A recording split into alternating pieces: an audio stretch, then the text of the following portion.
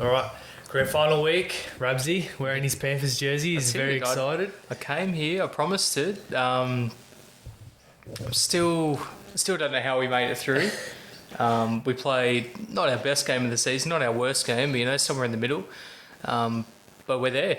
We're one win away from a grand final, first in 17 years. I think you did it on purpose, underplaying the Panthers the whole time. Yeah, look, I'm going to do the same this week because I don't want to be the reason that the Panthers go on and lose the grand final. So this is my support. Yeah. I'm just gonna leave it, and if we win, we win. If not, I'm proud of the boys either way. But I'd really want to get away with a grand final win. I don't know how it's going to go. Storm played really well last week.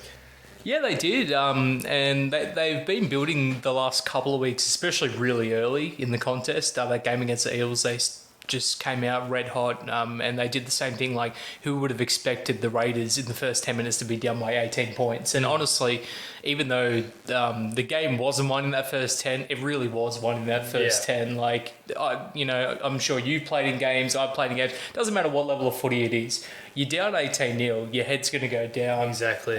Stuff like that. It's just about like the professionalism of those NRL teams to sort of build it back. And I think for the most part, the Raiders didn't do all too much wrong in the second half. But yeah, the blow was already dealt there in the first half. Storm were just too good. They can get you from anywhere on the field. That's it. And like, I mean, I don't want to downplay the skill of their squad, but probably 18 to 24 months ago, you look at half these players like Jerome Hughes, Ryan Pappenhausen, Justin Olam. Like, it was a completely different squad 2 years ago.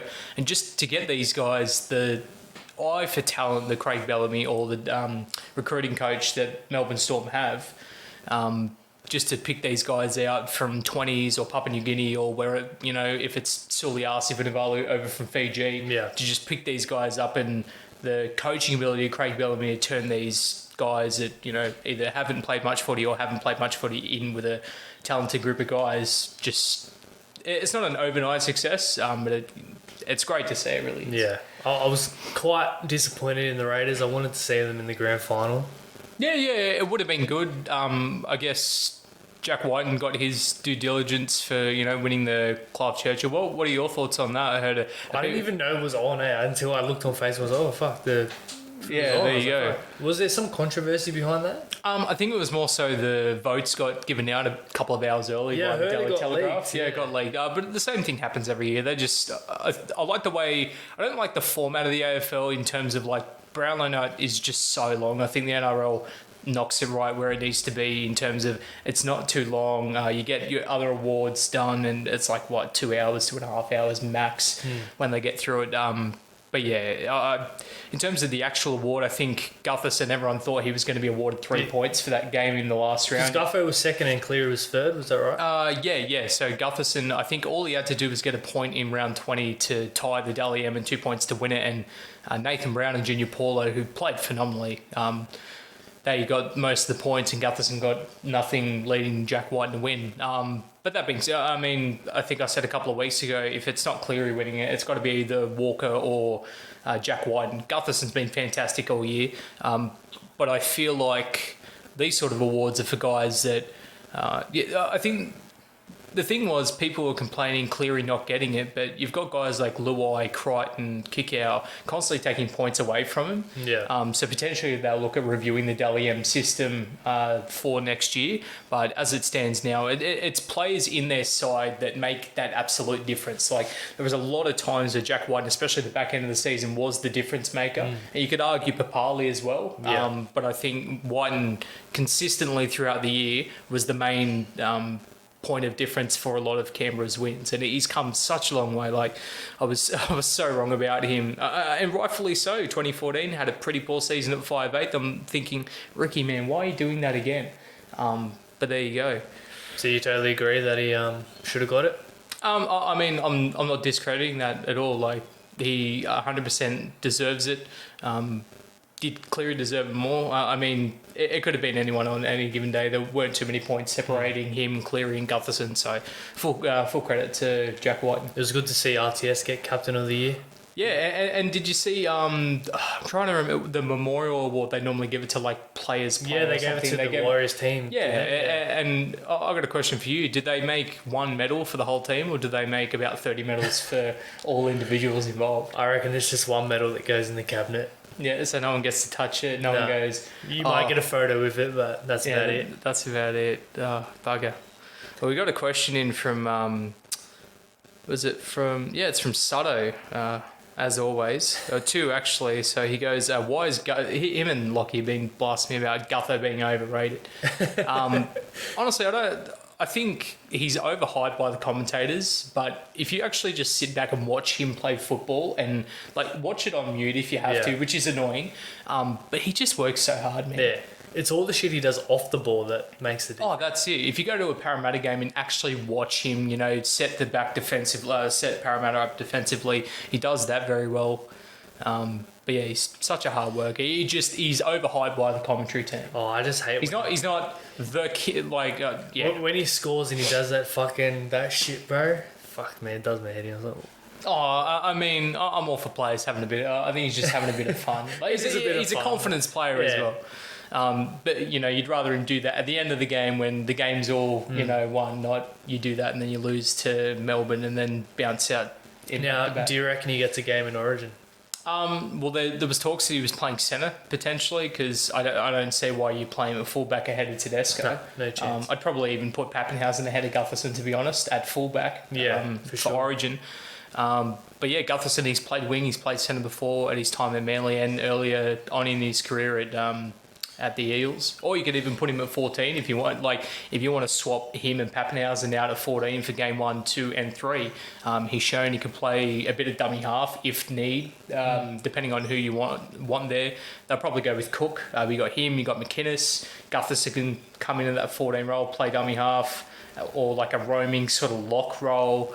He can play 5'8", he can play C, he can play pretty much all throughout the back line. So I think 14 is probably his best position in terms of the New South Wales side, but he could float around at centre. No Stags, Lomax, he's in.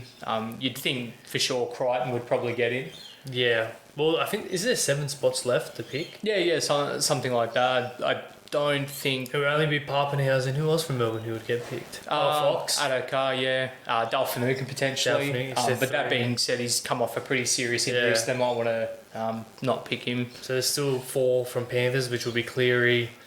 Who else here? Yeah, Isaiah Yeo. Cleary. Talks that Leota could get picked, so he could probably be in there. Tamo, even. He's had I know he's at the back end of his career, but he's been solid enough. We'll just have to wait and see. We don't really need any more backs, do we?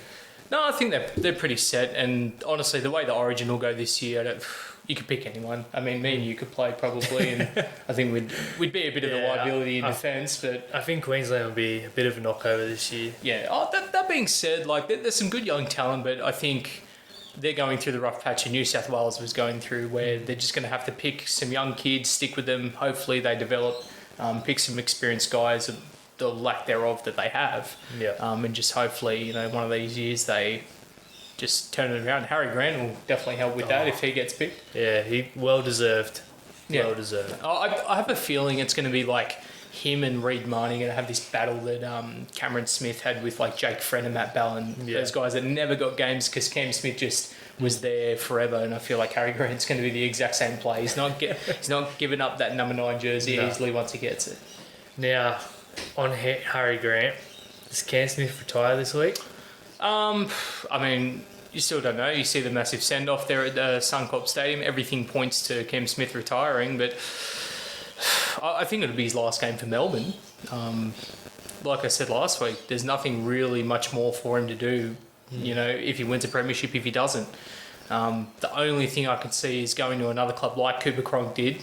They had that little proving himself and proving to Cooper, hey, well, look, if I go to another club, I mean, he's not winning 2 premierships for the Titans, and if he does, then I'll be the first bloke to, be wearing a Titans number 9 jersey. You'd be fucking first to be buying that jersey. That's it. I'll be there. I'll be a ticketed member in 2021, 2022. Be flying out to the Gold Coast all the time. Oh, mate. Imagine that, What would it do to the Gold Coast if they signed Cam Smith? Oh, it'd be massive. And I think that's the problem with newer franchises is they've just never really had that not even opportunity, but just they've never got that big name signing to come over to the club and actually help. Yeah. Gold Coast as a sports destination hasn't been good in soccer, AFL, football. Probably shouldn't be. There's three things to do on the Gold Coast, and sport is probably not one of them. No. It's just there. It's, you work, you party, and Yeah. You only go to the footy after a night out and the drink. Yeah, that's it.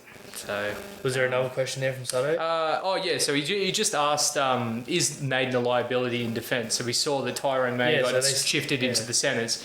I think they only did that though. You had Bailey Sirenen get named in the centres. Of course, Cam Murray went out to start there. I think they just wanted the big body on the big body.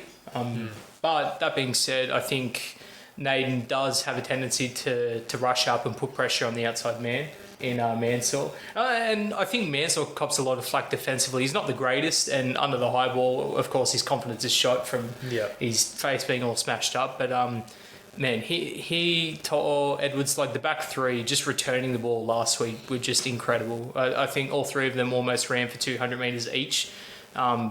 I know that he and Toll both aren't, well, even Edwards, more so, he's probably the strongest on the high ball, which is weird in me saying, because at the start of the year, I'd say he's probably the weakest.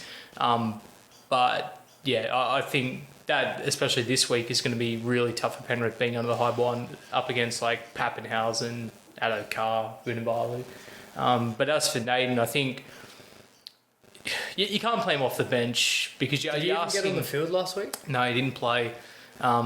But it's too hard for a centre to come in and do a job in the last 20 especially minutes. in the grind, eh? That's it. You can't really get into the game, and I think maybe Crichton could get away with it, but you're not dropping Crichton to the bench. No. So I think Team A coming on, he can play pretty much every position if we need to fill in somewhere, but he'll probably come on, play that ball playing lock, or shift out to the edge or something like that. Or maybe if things start getting tough for Nate, because he's up against.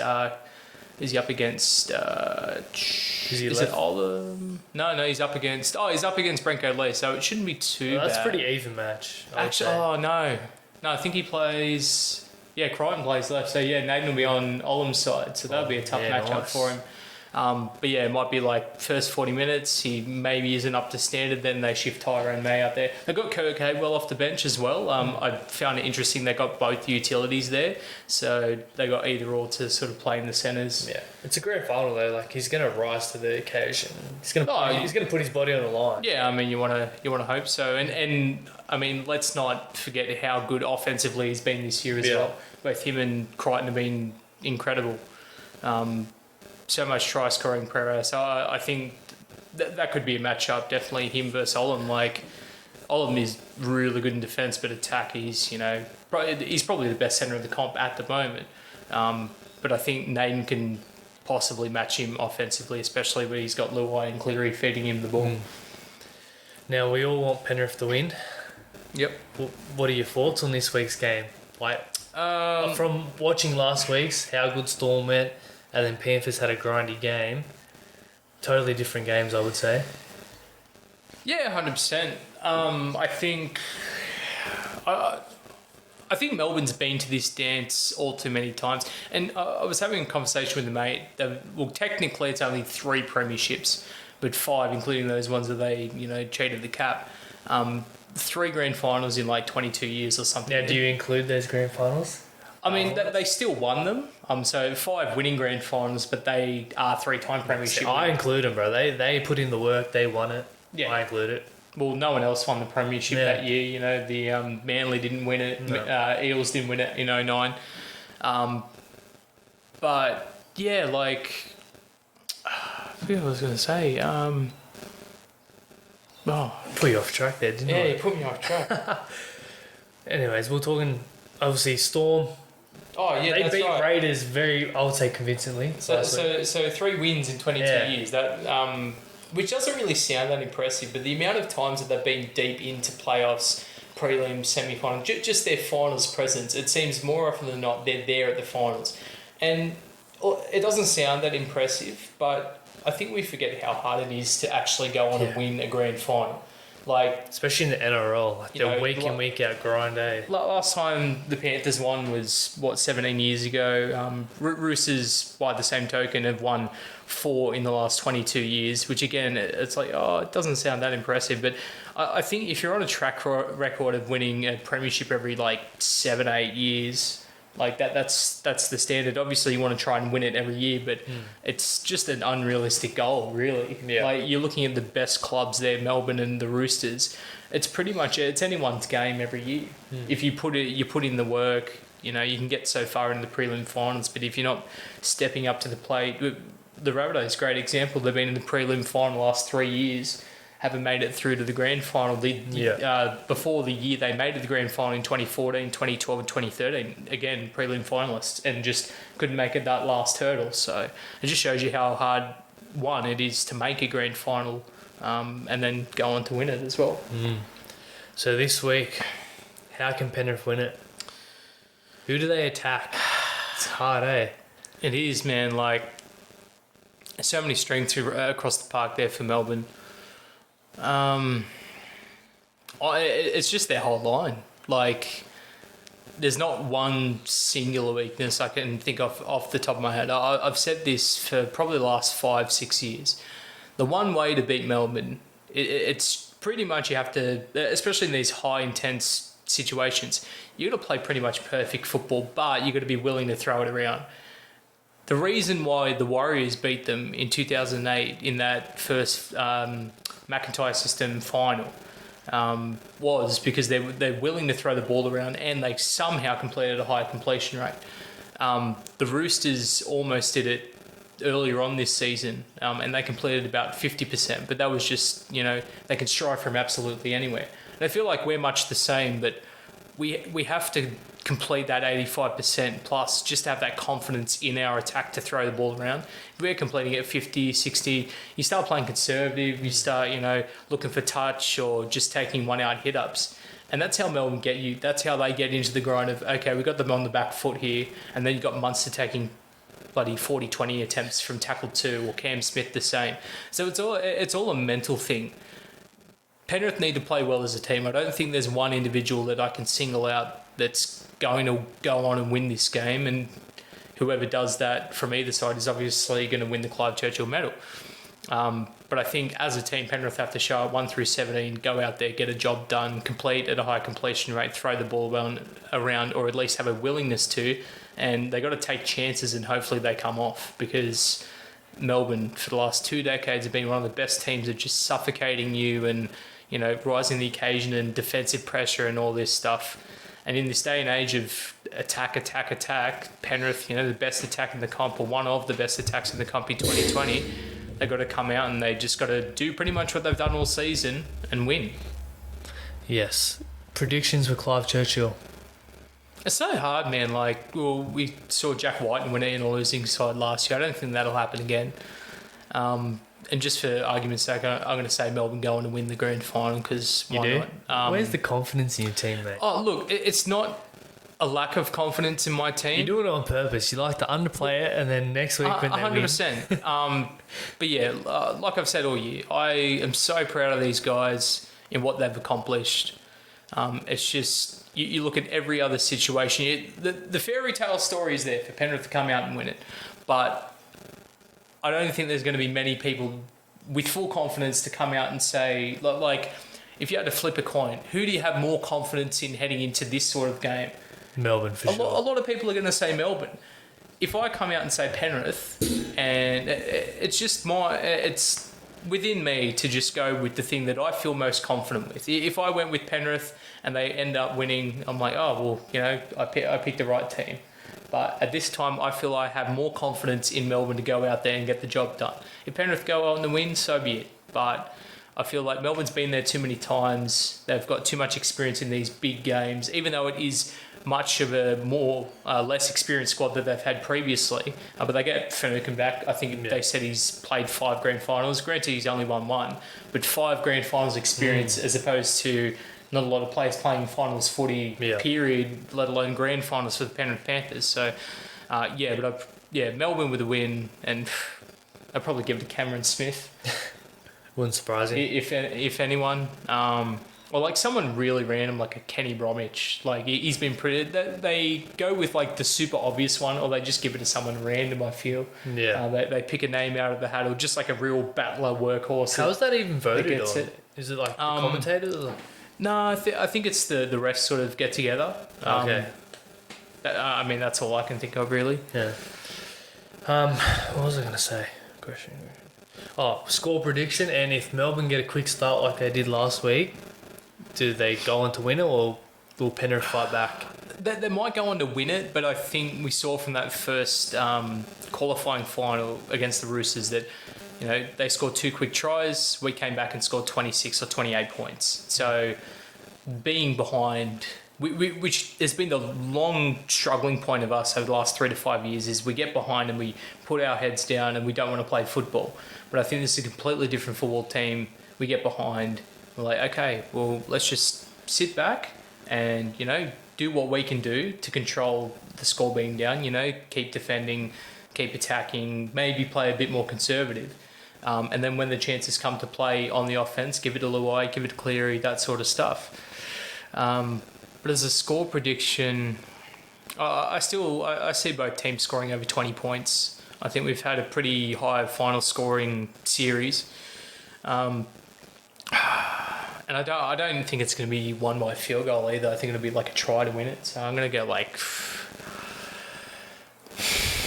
I'm going to go 22-20. I think like Cleary will kick a penalty goal to start things off.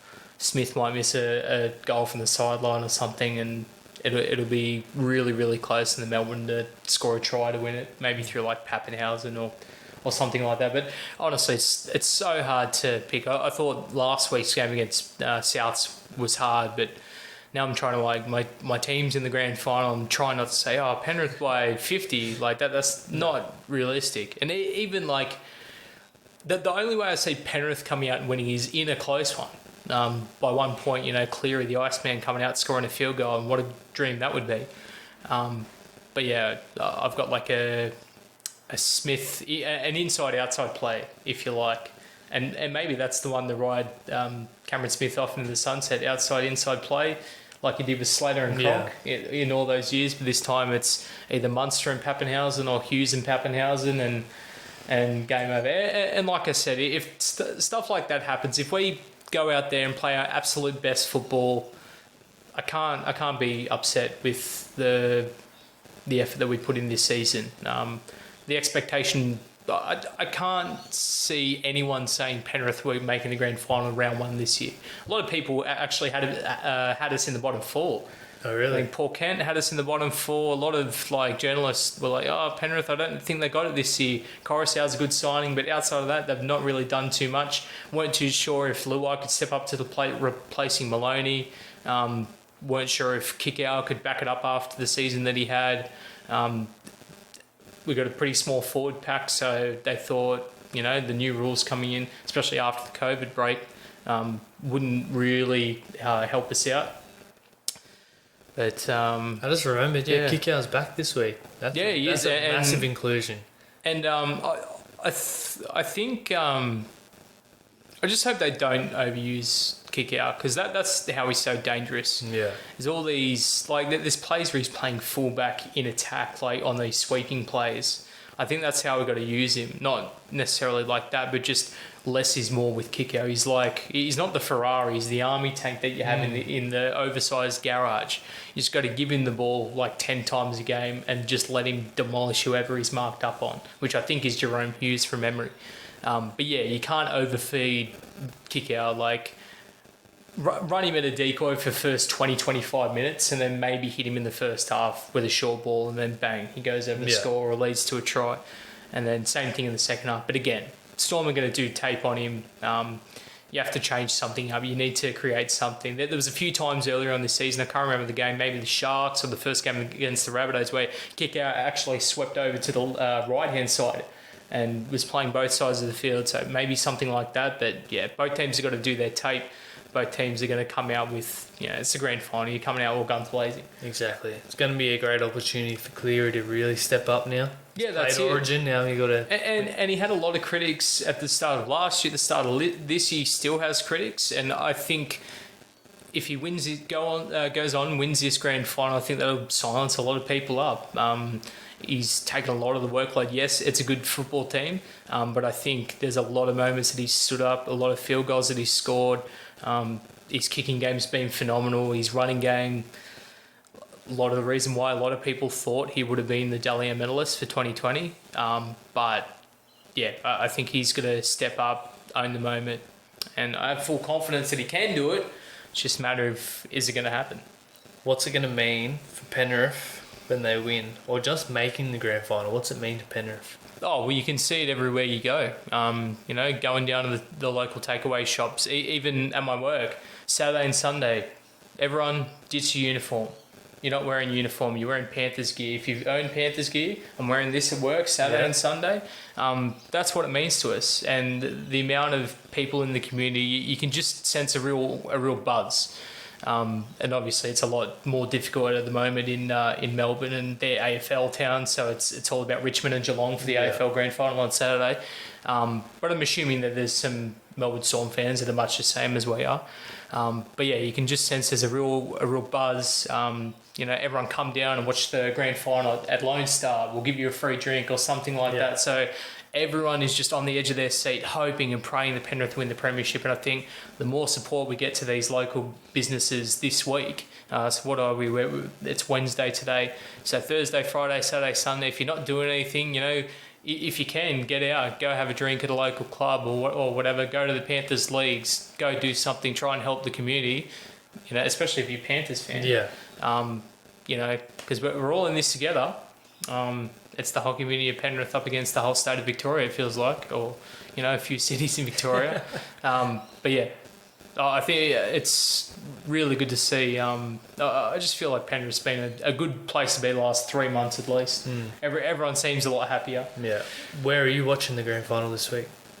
Maybe at home. I had plans to watch it with a mate, but who knows? It could change on a flip of a coin. I could be watching at Lone Star. Could be out in some remote location, watching on my phone. Who knows? I was gonna buy grand final tickets. So I was like, nah, fuck that. Yeah, well, I could have done that. They've even got if you want to get down to Penrith Stadium, they're actually showing the game live on the big screen. Oh, okay, $20 or $25. I think the starting price for tickets are. They're probably much more now, but yeah, it'd be good just to get down the stadium. You can sit either on the grass or in the stands, watch it, and that'd be awesome, depending on how many people they can have there. Yeah. I assume 10,000 maybe, with the COVID restrictions, but lots of places to watch the grand final. Just as long as you're watching the grand final, as long as you're there. Yeah. I'll be having a few cold beverages. I've been off the alcohol for a bit. I think it's saving up for this time. That's it. I think I did dry July. I think after that I probably had a drink or two in August, and yeah, I've been waiting for this moment. I've been waiting for the boys to make it through the grand final. Now, if Penrith win, holy shit, the party in Penrith that's going to go on. Oh mate, no one's going to want to work for weeks. No. Yeah. I said that all those local businesses, go visit them now because they're not going to be open. No one's going to be wanting to work for the next couple of weeks. Or if they do open, they're going to be chocker blocks full of people on the piss. No, it's going to be great. It is. Let's hope it happens. Yes. Well, let's hope Penrith win, and we can celebrate and have a party in Penrith. It'll fucking be off chops, won't it? That's it, 100%. And then we'll be the defending premiers, and all expectation is going to be up here, and I'm going to be like, look, if we can at least make the 8, I'll be happy. I'll go back to just ride them under the bus, just be like, look, just make the 8, and then we'll talk about finals later.